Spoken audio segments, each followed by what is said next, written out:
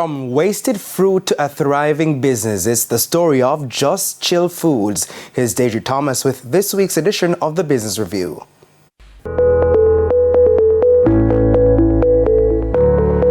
It was a fruitful phone conversation between two childhood best friends, Javian Blake and Christopher Gordon, that turned this idea into a lucrative business. He said, "Hey, I have something for you to try." Turns out it was breadfruit chips. I tried it, loved it.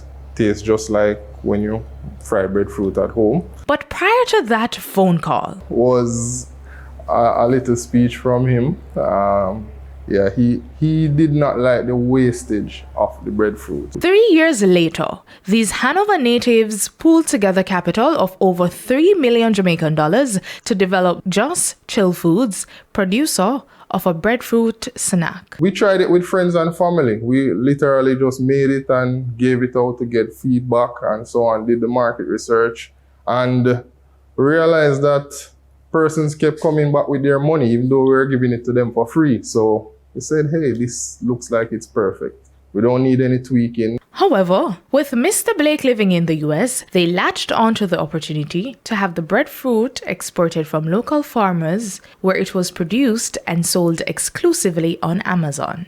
When the demand grew, they relocated the manufacturing plant to Portmore St. Catherine, where Mr. Gordon has since left his 9-to-5 to focus on supervising the operations. We take it through a few steps to get it tasting like it's roasted, but we try to keep our products as healthy as possible.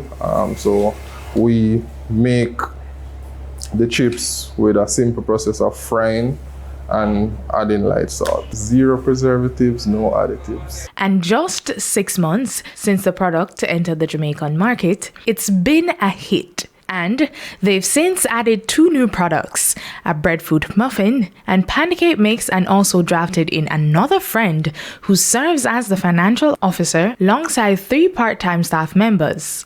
Yet, the stem has not always been sturdy. We are engineers by profession, so we knew nothing about how expensive it would be to enter the agri-food processing field. So in total, our investment to get this facility up and running is a little over $5 million.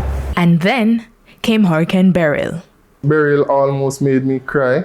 We lost roughly 2,000 plus breadfruits. We're looking at a loss of roughly $3.9 million.